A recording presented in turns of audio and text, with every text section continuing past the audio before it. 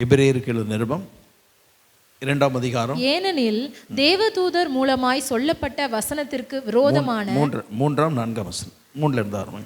முதலாவது கர்த்தர் மூலமாய் அறிவிக்கப்பட்டு பின்பு அவரிடத்தில் கேட்டவர்களாலே நமக்கு உறுதியாக்கப்பட்டதும் அடையாளங்களினாலும் அற்புதங்களினாலும் பலவித பலத்த செய்கைகளினாலும் தம்முடைய சித்தத்தின்படி பகிர்ந்து கொடுத்த பரிசுத்த ஆவியின் வரங்களினாலும் தேவன் தாமே சாட்சி கொடுத்துமாயிருக்கிற இவ்வளவு பெரிதான ரட்சிப்பை குறித்து நாம் கவலையற்றிருப்போமானால் தண்டனைக்கு எப்படி தப்பித்துக் கொள்ளுவோம்?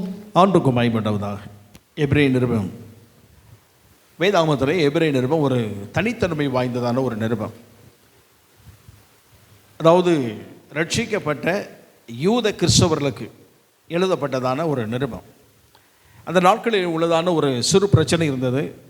ரட்சிக்கப்பட்டாலும் இயேசு கிறிஸ்து இரத்தத்தினாலே கழுவப்பட்டு ரட்சிக்கப்பட்டு சபை ஆராதனை இருந்தாலும் நம்முடைய பழைய சடங்காச்சாரங்கள், யூத முறைப்படி வாழ்ந்தோம் அல்லவா, அந்த சடங்காச்சாரங்களை நாம் செய்ய வேண்டும், அவையில் நாம் செய்வது தவறல்ல என்றதான ஒரு போதனைகள் உட்புகுத்தப்பட்டது. அந்த சூழ்நிலையிலே எழுதப்பட்ட புத்தகம்தான் இந்த எபிரேயர்கள் நிருபம். ஏன் இப்படி சொன்னால், இந்த நிருபத்தை எழுதியிருக்கும் போது பழைய ஏற்பாடு சடங்காச்சாரங்கள் எல்லாம் சொல்லப்பட்டதை எல்லாம் சொல்லி சொல்லி கிறிஸ்து அவைகளில் எப்படி மேன்மையாக இருக்கிறார் என்று சொல்லி அவன் எழுதுகிறான். கர்த்தருக்கு பயப்பட்டவதாக இந்த புத்தகம் ஒரு பிரச்சனைக்கு விளக்கத்தை கொடுக்கக்கூடியதான ஒரு புத்தகம். கர்த்தருக்கு ஸ்தோத்திரம் விட்டவதாக. அதோடு மாத்திரமல்ல, ஒவ்வொரு அதிகாரத்தையும் நாம் வாசிக்கும் போது யூத நம்பிக்கை, அவருடைய சடங்காச்சாரங்கள், அவங்களுடைய எல்லா காரியங்களை குறித்து ஒவ்வொன்றாய் சொல்லி வரும்போது இவைகளை விட இயேசு மேலானவர் அப்படின்னு சொல்லி அதில் எழுதப்பட்டிருக்கும். அப்படின்னு சொன்னால் இந்த புத்தகத்தினுடைய முக்கியமான ஒரு வேர்டு என்னென்னா பெட்டர் தேன், ஆண்டவருக்கு பயப்பட்டவதாக, மேலானது என்று சொல்லி அதில் சொல்லப்பட்டிருக்கிறது. அவருடைய நம்பிக்கை, தீர்க்கதரிசி மேலே நம்பிக்கை இருந்தது, தேவதூதர்கள் மீது நம்பிக்கை இருந்தது. அதை குறித்து 1ஆம் அதிகாரம் சொல்லும்போது இயேசு கிறிஸ்து தீர்க்கதரிசிகளை விடவும் நீங்கள் நம்புகிற தேவதூதர்களை விட அவர் மேலானவர். ஏன் அப்படின்னு சொன்னால், தீர்க்கதரிசிகளுக்கு வார்த்தை தேவனிடத்தில் கிடைத்தால்தான் சொல்லுவார்கள். ஆனால் இயேசுவோ வார்த்தையே வடிவமாய் வந்தவர் அவர். ஆமாம், கர்த்தருக்கு பயப்பட்டவதாக. தேவதூதர்கள் ஏவப்படுகிற வேலை ஆட்கள், ஆனால் இவரோ அவர் குமார் என்று அழைக்கப்பட்டவர். கர்த்தருக்கு பயப்பட்டவதாக. அவரை தேவாதி தேவன் இவரை வேலை வாங்குவதற்கு அனுப்பவில்லை, தம்முடைய திட்டத்தை நிறைவேற்றுவதற்காகவே என்ன செய்தார், அனுப்பி கொடுத்தார். அப்படி சொல்லி இதில் வரும்போது மோசையை குறித்த நம்பிக்கை அவர்களுக்கு இருந்தது. அவர்கள் நம்புகிற நம்பிக்கை மோசையை விட ஒரு பெரிய மனிதன் யாருமே இல்லை என்றுதான் ஒரு எண்ணம் அவர்களுக்கு உண்டு. கர்த்தருக்கு பயப்பட்டவதாக. அவர் சொன்னார்கள், அப்போ மோசை வீட்டில் எங்கும் உண்மை இல்லவன், ஆனால் அவன் வேலைக்காரன், தேவனால் அழைக்கப்பட்ட தேவனுடைய மனுஷன் என்று இருந்தாலும் அவன் தேவனுடைய வேலை செய்ய வேலைக்காரன். இயேசுவோ வேலைக்காரன் அல்ல, இயேசு அவருடைய குமாரன். கர்த்தருக்கு பயப்பட்டவதாக. வேலைக்காரன் கட்டாயம் அவன் இருக்கிற எல்லையில் உண்மையாக இருக்க வேண்டும். கர்த்தருக்கு பயப்பட்டவதாக. பிள்ளைக்கு உரிமை என்றதான காரியங்கள் நிறைய இருந்தாலும் அவனை விட இயேசு மிகவும் உண்மை உள்ளவராக இருந்தார் என்பதை குறித்து எழுதப்படும். இளைப்பாறுதலுக்குள் யோசுவா நடத்தினான், அவனுடைய இளைப்பாறுதல் நடத்தினான். ஆனாலும் அவர்கள் ஒரு நித்திய இளைப்பாறுதல் இன்னும் அடையவில்லை. ஆனால் இயேசு வாழ்க்கையில் இளைப்பாறுதல் நடத்தும் போது ஒன்ஸ் நடத்திட்டார்னா அந்த இளைப்பாறுதல் அவருடைய ஜீவிய காலம் முழுவதுக்கு இருக்கும். இப்படி ஒவ்வொன்றாய் குறித்து சொல்லிக்கொண்டே வருவார். கர்த்தருக்கு மகிமையுண்டாவதா. இந்த எபிரேய நிருபம் 13 அதிகாரங்களும் 13 முறை இயேசு மேலானவர் என்று சொல்லி எழுதப்பட்டிருக்கும். சடங்காச்சாரங்கள், பலிமுறைகள், அவர்கள் செலுத்துகிற வெள்ளாட்டுக்கடா, காளைகள், பறவைகள், இவருடைய இரத்தத்தை விட இயேசு கிறிஸ்துவினுடைய இரத்தம் மேலானது என்று சொல்லி எழுதப்பட்ட ஒரு புத்தகம் இது. கர்த்தருக்கு பயப்பட்டவதாக. இதை குறித்து நிறைய சொல்லிக்கொண்டே போகலாம். ஆனால் இந்த நிருபத்தில் சொல்லும் போது ஒரே ஒரு காரியத்தை குறித்து சொல்லுகிறான், ரட்சிப்பை குறித்து சொல்லுகிறான். இந்த உலகத்திற்கு இயேசு கொடுத்த ரட்சிப்பு என்பது ஏதோ ஒரு பெரிய காரியம் என்பதை யோசித்து ஒரு பாரமான ஒன்று அல்லது ஏதோ ஒரு பொருள் என்பதை யோசிப்பதற்கில்லை. ரட்சிப்பு என்பது இயேசு கிறிஸ்து ஒரு மனிதனுடைய வாழ்க்கையிலே பாவங்களை எல்லாம் மன்னித்து தம்முடைய இரத்தத்தினாலே கழுவி சுத்திகரித்து அவனை தம்முடைய பிள்ளையாய் மாற்றியிருக்கிறார், தேவனுடைய பிள்ளையாய் மாற்றப்பட்டிருக்கிறான் என்பதை அவன் உணரும் போது அந்த ரட்சிப்பின் ஆசீர்வாதம், அதுதான் ரட்சிப்பு. பாவத்திலிருந்து விடுதலை பெற்றுக் கொண்டதை ரட்சிப்பு என்று சொல்லப்படுகிறது. இந்த ரட்சிப்பு 3 விதத்தில் இருக்கிறது. கடந்த கால வாழ்வின் ரட்சிப்பு, நிகழ்கால வாழ்வின் ரட்சிப்பு, எதிர்கால ஒரு வாழ்வின் ரட்சிப்பு இருக்கிறது. கர்த்தருக்கு பயப்பட்டவதாக. ஆக இந்த ரட்சிப்பு என்பது 3 காலத்துக்கு உட்பட்டதாக இருந்தாலும் இந்த ரட்சிப்பை அந்த மனுஷன் காத்துக்கொள்ள வேண்டும் என்று சொல்லி எழுதுகிறான். இந்த ரட்சிப்பு மிகப்பெரிய ஒரு பொக்கிஷம் என்பதை குறித்தும் அவன் எழுதுகிறான். கர்த்தருக்கு பயப்படுவதாக. இந்த ரட்சிப்பு சாதாரணமாய் கொடுக்கப்படவில்லை. அதுக்கு தான் அவன் எழுதுகிறான். 7 விதமான காரியத்தை சொல்லுகிறான். முதலாவது, அதுதான் இண்டிகேட் பண்ணுறாங்க. முதலாவது கர்த்தர் மூலமாய் அறிவிக்கப்பட்டது. எப்போது அறிவிக்கப்பட்டதுன்னு சொன்னான், என்றைக்கு மனிதன் பாவம் செய்தானோ அன்றைக்கே ரட்சிப்பின் திட்டம் அறிவிக்கப்பட்டது. ஆண்டவர் அவர் சொன்னார், ஸ்திரீயின் வித்து என்று சொல்லி சாத்தானிடத்தில் அவர் சொல்லும்போது சொன்னார், அவர் உன் தலையை நசுக்குவார் என்று சொல்லி அந்த வார்த்தையை சொன்னார். இந்த உலகத்திற்கு ரட்சிப்பு வருகிறது என்பதை, பாவத்திலிருந்து ஜனங்களை மீட்டெடுக்க ஒரு ரட்சகன் ஒருவர் வருவார் என்பதை குறித்து ஆண்டவர் வெளிப்படுத்தினார். கர்த்தருக்கு பயப்படும். முதலாவது தேவன் மூலமாக அறிவிக்கப்பட்டது, கர்த்தர் மூலமாக அறிவிக்கப்பட்டது. அதை கேட்ட சமுதாயத்தில் வந்த ஆதாம், அவருக்கு பின் வந்த சந்ததி, அவரெல்லாம் இவர்கள் சொல்லி சொல்லி ரட்சிப்பை குறித்து சொல்லி பலிமுறைகளை ஏற்படுத்தி சொல்லிக்கொண்டே வரும்போது மெய்யான மேசியா ஒருவர் வருவார் என்பதை குறித்து சொல்லிக்கொண்டே வந்தார்கள்.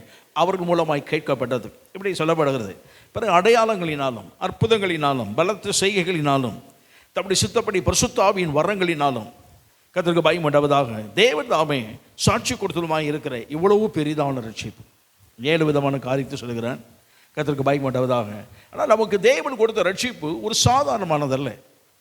கர்த்தருக்கு ஸ்தோத்திரம் உண்டாவதாக. அதை நம்முடைய ஜீவிய காலம் முழுவதும் என்ன செய்ய வேண்டும்? நாம் காத்துக்கொள்ள வேண்டும். அந்த ரட்சிப்பை எடுத்துக்கொள்வதற்கு சத்துரு பல வழிகளிலே நமக்கு எதிராக செயல்பட்டு வருவான். பேதுரு எழுதுகிறான், யாரை விழுங்கலாம் என்று கர்ச்சிக்கிற சிங்கம் போல என்ன செய்கிறானா சுற்றி வகைதை அலைகிறான். நம்மிடந்து பெற்றுக்கொள்வதற்கு அவன் என்ன இருக்கு? ஒன்றே ஒன்றுதான், நாம் பெற்றுக்கொண்ட ரட்சிப்பை பறித்து விட வேண்டும் என்று சொல்லித்தான் அவன் நம்மை சூழ்ந்து எழுந்திருக்கிறான், விரோதமாக எழும்பி வருகிறான். மற்றபடி நம்மிடத்தில் அவன் பெற்றுக்கொள்வதற்கோ அல்லது நம்மிடத்தில் களவாடி கொள்வதற்கோ வேறு ஒன்று விளையாடுபட்டது ஒன்று இல்லை. ஒன்றே ஒன்றுதான் இருக்கிறது, அந்த ரட்சிப்பு ஒன்றுதான். கர்த்தருக்கு பயம் உண்டாவதாக. ரட்சிப்பை பிடுங்கிவிட்டால், ரட்சிப்பை பறித்து விட்டால் அதோடு அந்த மனிதனுடைய வாழ்க்கை அது அவனுக்கு சொந்தமாகிவிடும், அவன் காலி ஆயிடுவான். ஆகவே தான் அந்த ரட்சிப்பை நாம் கவனமாய் காத்து கொள்ள வேண்டும். கர்த்தருக்கு பயம் உண்டாவது. தேவன் ஜீவனை கொடுத்து சம்பாதித்து கொடுத்த ரட்சிப்பை நாம் ஜீவனை வைத்தாகிலும் காத்துக்கொள்ள வேண்டும் என்று சொல்லி எழுதுகிறான். ஆமாம், இதாக இருக்கீங்களா? ஆமாம். ஆகவே நம்முடைய வாழ்க்கையில் அந்த ரட்சிப்பை காத்துக்கொள்ள தேவன் நமக்கு அனுக்கிரகம் பண்ணுவாராக. ஆமாம். எனக்கு பல உதாரணங்கள் சொல்லிக்கொண்டே போகலாம். ஒரு உதாரணத்தை நேரம் அனுமதிக்க வரை பார்க்க விரும்புகிறேன். கர்த்தருக்கு பயம் உண்டாவது. அவசியங்கள் 1 ராஜாக்களின் புத்தகத்தை எடுத்துக்கொள்ளப்பட்டு கேட்கிறேன். 1 ராஜாக்களின் புத்தகம் 21ஆம் அதிகாரம். 1 ராஜாக்களின் புத்தகம் 21ஆம் அதிகாரம் 1ஆம் வசனம் முதல்ல வாசிக்கும்படி கேட்கிறேன். இவைகளுக்கு பின்பு எஸ்ரேலாயனாகிய நாபோத்துக்கு எஸ்ரேலிலே சமாரியாவின் ராஜாவாகிய ஆகாபின் அரண்மனை அண்டையில் ஒரு திராட்சை தோட்டம் இருந்தது. ஆகாப் நாபோத்தோடே பேசி, உன் திராட்சை தோட்டம் என் வீட்டிற்கு அடுத்திருக்கிறபடியால் அதை கீரை கொள்ளையாக்கும்படி எனக்கு கொடு, அதை பார்க்கிலும் நல்ல திராட்சை தோட்டத்தை அதற்கு பதிலாக உனக்கு தருவேன், அல்லது உனக்கு வேண்டுமானால் அதன் விலை கிரயமான பணத்தை தருவேன் என்றான். நாபோத் ஆகாபை நோக்கி, நான் என் பிதாக்களின் சுதந்திரத்தை உமக்கு கொடாதபடி கர்த்தர் என்னை காப்பாராக என்றான். போதும். அதே லேவி ராமத்தின் புத்தகம் 25ஆம் அதிகாரம் 23ஆம் வசனத்தை வாசிக்கும்படி கேட்கிறேன்.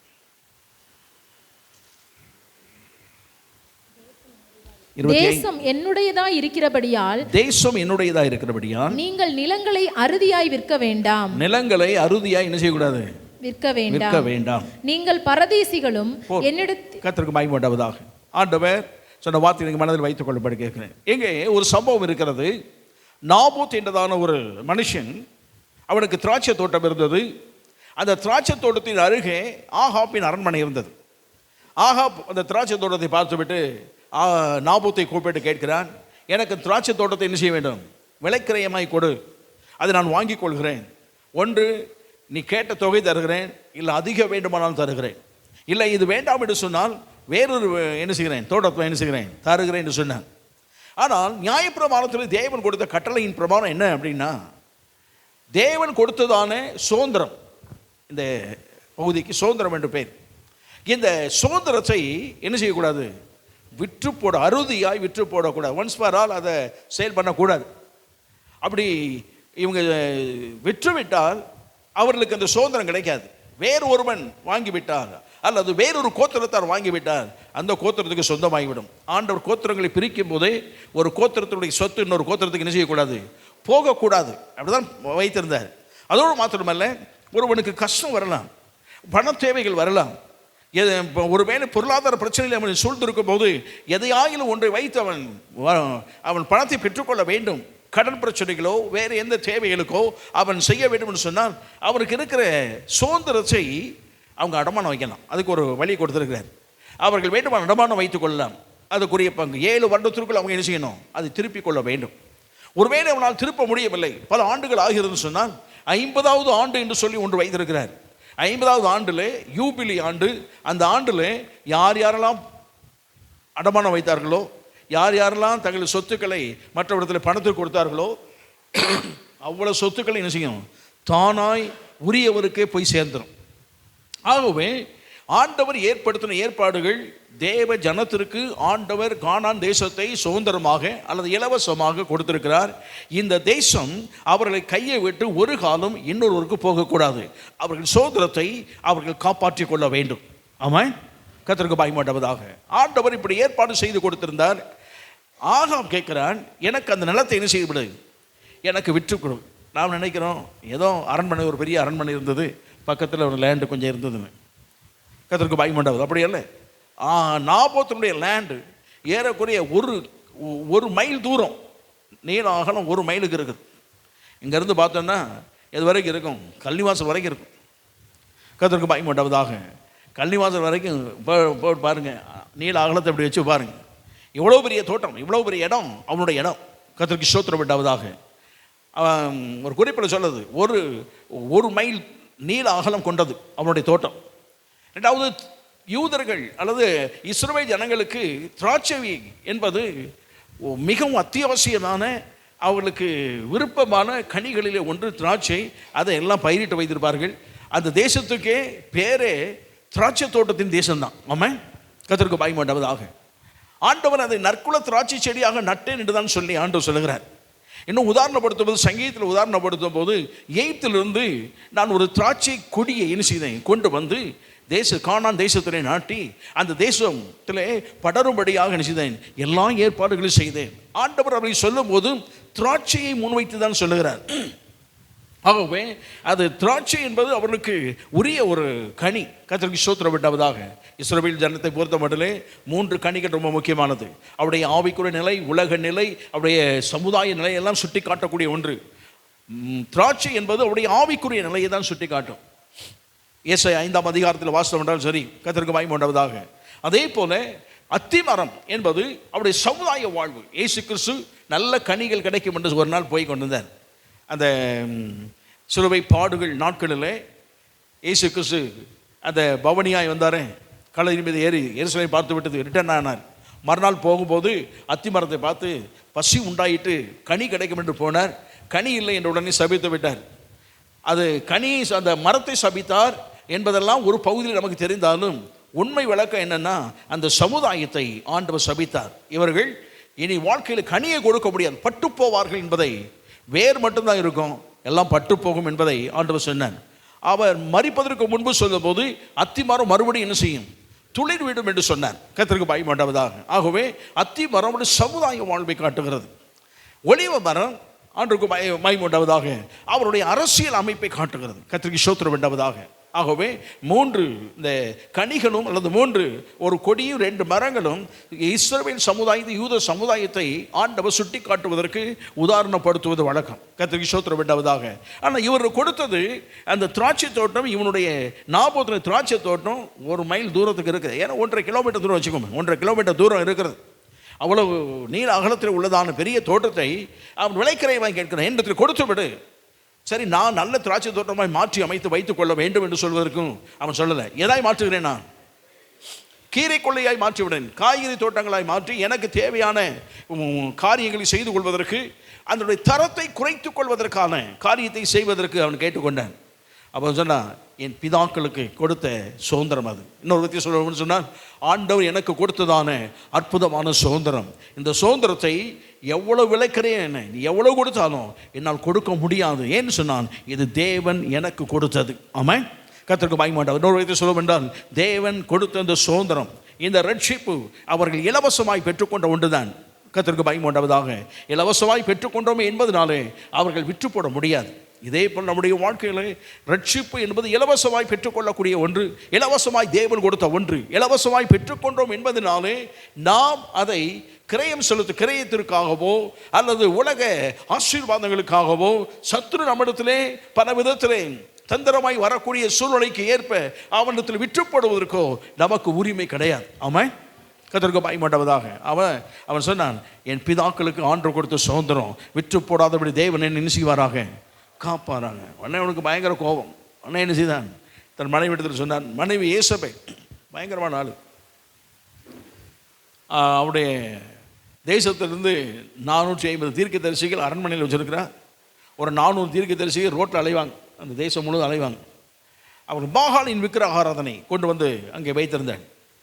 ஆகவே இந்த நாபோத் கொடுக்க மாட்டேன்னு சொன்ன உடனே, நீங்கள் ஏன் கவலைப்படுறீங்க, நான் பார்த்துக்கிறேன்னு சொல்லி பொய் சாட்சிகளை ஏற்படுத்தி அவனை அந்த எல்லையில் கல்லெறிந்து கொண்டு விட்டார்கள். கத்திரிக்கோ எலியா அதை பற்றிலாம் சொல்லுகிறேன். இந்த எல்லையிலே எந்த எல்லையில் ரத்தம் சிந்தப்பட்டதோ அந்த எல்லையில் இயேசபேல் ரத்தம் என்ன செய்யப்படும், சிந்தப்படும்னு சொல்லிவிட்டான். அது ஒரு பக்கம் இருக்கட்டும். ஆனால் இங்கே தன் ஜீவனை கொடுத்து தேவன் கொடுத்த சுதந்திரத்தை அவன் காப்பாற்றி கொண்டான் என்று வேதம் சொல்லுகிறது. ஆமாம், கர்த்தருக்கு மகிமை உண்டாவதாக. அப்படி என்று சொன்னால், ரட்சிப்பு என்பது தேவன் நமக்கு கொடுத்த இலவசமாய் கொடுத்த ஒன்றுதான். இந்த ரட்சிப்பை நம்முடைய ஜீவனை காத்து அல்லது ஜீவனை கொடுத்தாகிலும் காக்க வேண்டும் என்று சொல்லி தேவன் நம்மிடத்தில் விரும்புகிற தேவன் அவர். ஆமாம், சத்துரு பல விதங்களிலே அதை நம்மிடத்திலிருந்து களவாடிக் கொள்வதற்கு அல்லது தன்னிடத்திலிருந்து அபகரித்துக் கொள்வதற்கு அவன் பல உலக காரியங்களை நம் முன் வைத்து அவன் நம்மை கவர்ச்சிக்க முயற்சிப்பான். எத்தனை கவர்ச்சிகரம் அந்த உலகத்தில் வந்தாலும் நம்முடைய வாழ்க்கையில் ரட்சிப்பை மட்டும் விட்டு விடாதபடி கர்த்தர் நம்மை காத்துக்கொள்வாராக. ஆமாம், அதுக்கு தான் வேதம் சொல்லுது, இந்த ரட்சிப்பு விலையேற பெற்றதுங்க. கர்த்தருக்கு மகிமை உண்டாவதாக. அந்த விலையேற பெற்ற ஒன்றை அவர் இலவசமாய் கொடுத்துட்டார். இலவசமாய் கொடுத்தார்னு சொன்னால், இலவசம் என்பது நமக்கு தான். எல்லாம் சொன்னால் இது இலவசம் என்று சொல்லுகிறோம். இலவசம் என்பது சொல்வதற்கு சொல்ல முடியாது. ஏன்னு சொன்னால், இலவசம் என்பது ஒரு வேலை ஒருத்தருக்கு சொன்னாலும் அந்த இலவசத்தை பெற்றுக்கொள்வதற்கு அல்லது கொடுப்பதற்கு யாரோ ஒருவர் என்ன செய்திருக்க வேண்டும், கட்டாயம் கிரயம் செலுத்தி இருக்க வேண்டும். கர்த்தருக்கு மகிமை உண்டாவதாக. இயேசு கிரயம் செலுத்தின விதம் நம்ம யோசித்து பார்த்தோம்னா, அந்த ரட்சிப்பை விட்டுவிட வேண்டும் என்றதான எண்ணமோ யோசனை நமக்கு ஒரு காலம் என்ன செய்யாது, வராது. கர்த்தருக்கு ஸ்தோத்திரம் உண்டாவதாக. ஆகவே இந்த ராத்திரி ஆண்டு சமுத்திரம் வந்திருக்கிறோம். தேவன் கொடுத்த மகத்தான ரட்சிப்பை விட்டு விடாதபடி தேவன் நம்மை காப்பாராக. ஆமாம், இங்கதான் இருக்கீங்களா? கர்த்தருக்கு ஸ்தோத்திரம் உண்டாவதாக. ரட்சிப்பை குறித்து இந்த வேதத்தில் சொல்லப்படுகிறது. அவனுடைய நாபோத்துடைய லேண்டு நான் முன்னமே யோசித்தேன், லேண்டு எவ்வளோ இருக்கும், ஒரு 2 ஏக்கர் 3 ஏக்கர் அப்படி இருக்கும்னு நினச்சேன். குறிப்பு எடுத்து வாசித்தேன். யாப்பேஸ் இந்த நாபோத்துடைய லேண்டு என்ன அளவு என்ன அப்படின்னா, கர்த்தருக்கு மகிமை உண்டாவதாக, ஒரு கிலோ 1.5 கிலோமீட்டர் ஏறக்குறைய 1.5 கிலோமீட்டர் தூரம் இருக்குது. அவன் சும்மா அந்த லேண்டை, ராஜா வந்து சின்ன உள்ள லேண்டெல்லாம் கேட்க மாட்டான், மைல் கணக்கில் இருக்கிற லேண்டை தான் அவன் கேட்குறான். கர்த்தருக்கு மகிமை உண்டாவதாக. அதை வாங்குவதற்கு அவனிடத்தில் பொருளாதாரம் இருக்கிறது. தேசமே அவங்க ஆளுகை செய்யும் போது எவ்வளோ வேண்டுமானாலும் கொடுத்து வாங்க முடியும். கர்த்தருக்கு மகிமை உண்டாவதாக. உன்னை மனதில் வைத்துக் கொள்வோம், சத்துரு நம்மிடத்திலிருந்து பறித்துக் கொள்வதற்கு எதை வேண்டுமானாலும் செய்வான். ஆமாம், உலகத்தினுடைய கவர்ச்சிகாரம் எத்தனை வேண்டுமானாலும் கொண்டு வந்து வைப்பான். ஆனால் ஒன்றே ஒன்று, நாம் அழிந்து போகிற இந்த பொருட்களுக்காக அழியாத ராஜ்யத்தின் ஆசீர்வாதத்தை இழந்து போகாதபடி கர்த்தர் நம்மை காப்பாராக. ஆமாம், இதாக இருக்கீங்களா? கர்த்தருக்கு மகிமை உண்டாவதாக. ஒரு நாள் ஒருத்தர் கூழ் காய்ச்சிட்டு இருந்தான். கூழ் காய்க்கிறான், பைத்தங்கூழ், நல்ல வாசனை. வேட்டையாடிட்டு வீட்டுக்கு வருகிறான். ஏசா வீட்டுக்கு வரும்போது அந்த வாசனை மூக்க தொலைக்குது. இவன் கொஞ்சம் காத்திருந்தா வீட்டில் சாப்பாடு கட்டாயம் என்ன செய்யும், கிடைக்கும்.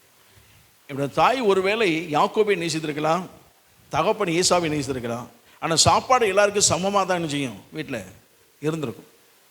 இவன் கொஞ்சம் வெயிட் பண்ணியிருந்தா சாப்பாடு நினச்சிருக்கும், கிடைச்சிருக்கும். ஆனால் இவன் கூழ் காய்ச்சல்னா, கூழ் எனக்கு கொடுப்பா. இவன் கூழை கொடுத்தவன் அவன் கேட்குறான், உன்னுடைய சேஷ்டபுத்திர பாகத்தை எனக்கு விற்று போடும். அவன் கேட்குறான். சேஷ்டபுத்திர பாகத்தின் ஆசீர்வாதம் ஸ்பெஷல் ஒன்று என்னன்னா, மூத்தவங்களுக்கு மட்டும்தான், முதல் பிறக்கிற ஒருவனுக்கு தான் அது என்ன செய்யும், கிடைக்கும். வீட்டில் முதல் பிறந்த மனிதனுக்கு முதல் பிறந்த ஆண் பிள்ளைக்கு மட்டும்தான் அந்த சேஷ்டபுத்திர ஆசீர்வாதம் உண்டு. கர்த்தருக்கு பயந்து உண்டாவதாக. அந்த சேஷ்டபுத்திர ஆசீர்வாதம் என்பது என்ன முதல்ல நம்ம தெரியணும்னா, சொத்துல 3/2 பகுதி. எனக்கு இப்போ உதாரணம் வச்சுக்கோமே, நான் ஒரு 3 கோடி ரூபாய் வச்சுருக்கிறேன் அப்படின்னா சொத்தை பிரிக்கிறேன். எனக்கு 2 பிள்ளைகள், மூத்தது பையன், 2வது பொண்ணு வச்சுக்கோமே, அல்லது 2 பையங்க வச்சுக்கோங்க. பிரிக்கும் போது மூத்த பையனுக்கு 2 கோடி கொடுத்துட்டு இளையவனுக்கு எவ்வளோ தான் கொடுப்போம்? 1 கோடி தான் கொடுப்போம். சொத்தில் 3/2 பகுதி. அவங்களுக்கு அன்றைக்கு ஆடு மாடுகள் இருந்தது. ஆடு மாடு இருந்தது. அந்த ஆடு மாடுகள் வைத்து வேலைக்காரரை வச்சு பிரிக்கும் போது இவங்ககிட்ட இருக்கிறத விட 2 பங்கு அவங்களுக்கு கொடுத்துருவாங்க, இவனுக்கு 1 பங்கு தான் உண்டு. ஆக சேஷ்டபுத்திர பாகத்தின் ஆசீர்வாதத்தில் சொத்து மதிப்பு. 2வது, எந்த மனிதன் எந்த நம்மளுடைய வாழ்க்கை சேஷ்டபுத்திர பாகம் இருக்கிறதோ அந்த வழியாகத்தான் இந்த உலகத்தில் மேசியா அனுசைவார், அவர் தோன்றுவார். இந்த மேசியா அந்த உலக ரட்சகர் அவர் வருவார் என்றதான தீர்க்க தரிசனம் ஏற்கனவே சொல்லப்பட்டது. கர்த்தருக்கு மகிமை உண்டாவதாக. ஆகவே சேஷ்டபுத்திரம் வைத்திருக்கிற எல்லாம் நீங்கள் அட்டவணை எடுத்து வாசிங்கன்னா ஒருவருக்கு 5 பிள்ளைகள் 10 பிள்ளைகள் இருக்கும். ஆனால் 10 பிள்ளைகள் இருந்தாலும் மூத்தவனுடைய சந்ததி தான் மறுபடியும் என்ன செய்யப்படும்? எழுதப்படும். அப்படி சந்ததி தான் மூத்தவர்களுக்கு சந்ததி தான் எழுதப்படும். அவங்களுக்கு 5 பிள்ளைகள் இருக்கலாம், 4 பிள்ளைகள் இருக்கலாம், 1 பிள்ளை தான் இருக்கலாம். ஆனால் சந்ததி எழுதும் போது முதல் பிறந்த பிள்ளையினுடைய சந்ததியை தான் வேதாந்தத்தில் எழுதி வைத்திருப்பார்கள். கர்த்தருக்கு பயந்து உண்டாவதா. மற்றொரு பெயர் இருக்கும், ஆனால் அவங்களுடைய சந்ததியை அதிகமாக எழுதியிருக்க மாட்டாங்க, எழுத மாட்டாங்க. அப்படிலாம் சந்ததி தான் எழுதுனா புத்தகம் இவ்வளோ பெருசாயிரும். கர்த்தருக்கு பயந்து உண்டாவதாக.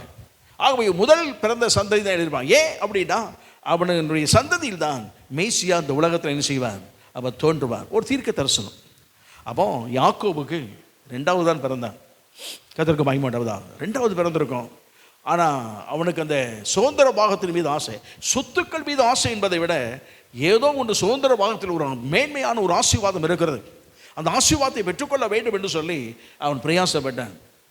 அழிந்து போகிற போஜனத்திற்காக ஏசாயை பற்றி சொல்லுகிறது. அழிந்து போகிற போஜனத்திற்காக சேஷ்டபுத்திர பாகத்தை விற்று போட்ட ஏசாவை போல இராதீர்கள் என்று சொல்லப்படுகிறது. ஆமென். இந்த உலகத்தில் அழிந்து போகிற பொருட்களுக்காகவோ அழிந்து போகிறதான காரியங்களுக்கு நம்முடைய ஆசீர்வாதத்தை, தேவன் நம்ம கொடுத்த ஆசீர்வாதத்தை விற்று போடாதபடி தேவன் நம்மை காப்பாராக. ஆமென். அதை உறுதியை பிடித்துக் கொள்ள வேண்டும். கர்த்தருக்கு மகிமை உண்டாவதாக. அது ரட்சிப்பு. அதோடு மாத்திரமல்ல, தேவன் பரத்திலிருந்து கொடுக்கப்பட்ட ஆசீர்வாதங்கள் நிறைய இருக்குது. கர்த்தருக்கு மகிமை உண்டாவதாக. உலகத்திலிருந்து பெற்றுக்கொண்ட ஆசீர்வாதம் கைவிட்டு போனால் மறுபடியும் பெற்றுக்கொள்ள முடியும். உலகத்தில் பெற்றுக்கொள்ளக்கூடிய ஆசீர்வாதங்கள், இப்போ நம்ம பெற்றுக்கொண்ட பொருளாதாரம் இருக்கட்டும், பொருளாதாரம் நஷ்டமாகிவிட்டது போயிட்டால் மறுபடியும் வேறு ஒரு முயற்சி செய்து இழந்து போன பொருளாதாரத்தை பெற்றுக்கொள்ள முடியும். கர்த்தருக்கு மகிமை உண்டாவதாக. நாம் படித்திருந்த கல்வியினுடைய சான்றுகள் தொலைந்து போனால் மறுபடியும் அதை பெற்றுக்கொள்வதற்கு வாய்ப்புகள் எல்லாம் இருக்கிறது. மறுபடியும் அதை பெற்றுக்கொள்ளும். கல்வி நம்மளை விட்டு போகாது. அதை சான்றுகள் என்ன செய்யலாம்? மறுபடியும் பெற்றுக்கொள்ளலாம். சர்டிஃபிகேட்லாம் மறுபடியும் செய்தான் வாங்கிக்கொள்ளலாம். உலகத்தில் பொருட்கள் அழிந்து போனது, வீடு அழிந்து போனது, நம்முடைய வாகனங்கள் அழிந்து போனது, மறுபடியும் பெற்றுக்கொள்ளலாம். ஆனால் தேவன் கொடுக்குற ஆசீர்வாதங்கள், பரத்திலிருந்து வரக்கூடிய ஆசீர்வாதங்கள் நம்முடைய வாழ்க்கையை விட்டு கடந்து போய்விட்டால் மறுபடியும் பெற்றுக்கொள்ள கொஞ்சம் கஷ்டப்பட வேண்டியது இருக்கும். இரக்கத்தின் ஐஸ்வர்யம் உள்ள தேவன் கொடுப்பாரே தவிர மறுபடியும் அது பெற்றுக்கொள்வதற்கு என்ன செய்ய முடியாது. மற்றவரை போல சாதாரணமாக பெற்றுக்கொள்ள முடியாது. அதற்கென்று கிரையும் செலுத்த வேண்டியது இருக்கும். கர்த்தருக்கு மகிமை உண்டாவதாக. ஆனால் அதை மட்டும் இழந்து போகக்கூடாது. அதான் ரொனால்ட் ரேவன் ஹில் சொல்லும்போது சொல்றார், உங்கள் வாழ்க்கையில் நீங்கள் எதை இழந்து போனாலும் பரவாயில்லை. அதாவது எழுப்புதல் தாமதிப்பது ஏன் என்ற புத்தகத்தில் எழுதும்போது சொன்னார், எதை வேண்டுமானாலும் நீங்கள் தொலைத்து விட்டாலும் பரவாயில்லை, மீண்டும் பெற்றுக்கொள்ள முடியும். ஆனால் பரிசுத்த ஆவியின் வல்லமை, பரிசுத்த ஆவி தேவன் கொடுத்த வரங்கள், பரிசுத்த ஆவியின் தேவன் கொடுத்த வல்லமையை நீங்கள் ஒரு காலம் இழந்து போகாதீர்கள். பெற்றுக்கொள்வது கடினம். ஆமாம். கர்த்தருக்கு மகிமை உண்டாவதா. ஆகவே தான் இந்த எபிரேயர்காரன் எழுதுகிறான், இவ்வளோ பெரிதான ஒரு ரட்சிப்பை ஆண்டவன் நம்ம கொடுத்திருக்கிறார். அந்த ரட்சிப்பை இழந்து போகாதபடி நாம் காத்துக்கொள்வோமாக. ஆமாம். ஞாபகத்துக்கு அதை கொடுத்து அவனுக்கு விலைக்கிற இவன் 2 மடங்கு பணம் கேட்டாலும் கொடுப்பதற்கு ராஜா ரெடியாக இருக்கிறான். சாத்தான் நமக்கு ரட்சிப்பை பறித்துக் கொள்வதற்கு உலக காரியங்களில் எதை வேண்டுமானாலும் கொடுப்பான், எதை வேண்டுமானாலும் கொடுப்பான். கர்த்தருக்கு மகிமை உண்டாவதாக. ஏன்னு சொன்னால் அதை இழந்துட்டோன்னா மறுபடியும் அது கிடைக்கவே கிடைக்காது. ஆமாம். கர்த்தருக்கு ஸ்தோத்திரம் உண்டாவதாக. அவ்வளோ பெரிதான ரட்சிப்பு இது இம்மையோடு போகக்கூடியதல்ல, மறுமைக்கு வழிகாட்டுதலே அதுதான். மறுமையின் ஆசீர்வாதத்துக்கு உரியது அதுதான். இம்மைக்கு மறுமைக்கு உரிய மகத்தான ஒரு ஆசீர்வாதம் தேவன் நமக்கு கொடுத்த ரட்சிப்பு. ஆமாம். இதே போல் நிறைய இருக்கு, சொல்லிகிட்டே போகலாம். ஆனால் அந்த ராத்திரி ஆண்டு சமூகத்தில் வந்திருக்கிறோம். இவ்வளோ பெரிதான ரட்சிப்பை குறித்து கவலையற்று இராமல் அதை கவனமாய் காத்துக்கொள்ள தேவன் நமக்கு அனுக்கிரகம் பண்ணுவாராக. ஆமாம். கர்த்தருக்கு ஸ்தோத்திரம் உண்டாக. கர்த்தர் கிருபை செய்வாராக. நம்ம எழுதுறப்பா கேள்வி முடிஞ்சு அப்போ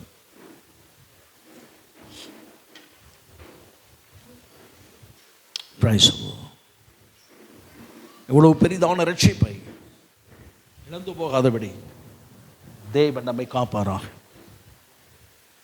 அல்லேலூயா.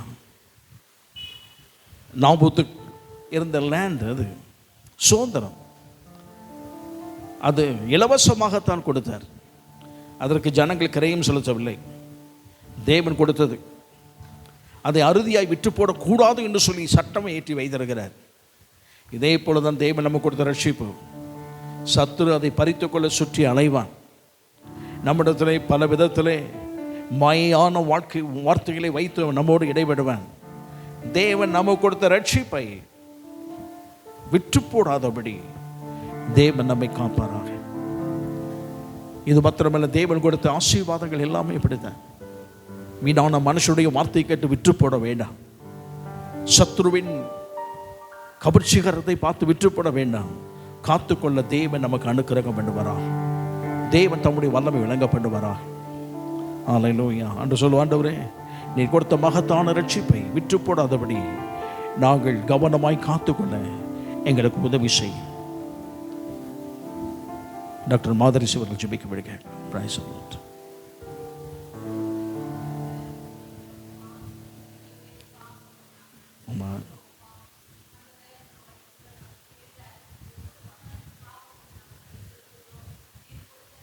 காத்துக்கொள்ள வேண்டுமாறு கெஞ்சுகிறோம் ஆண்டவரே.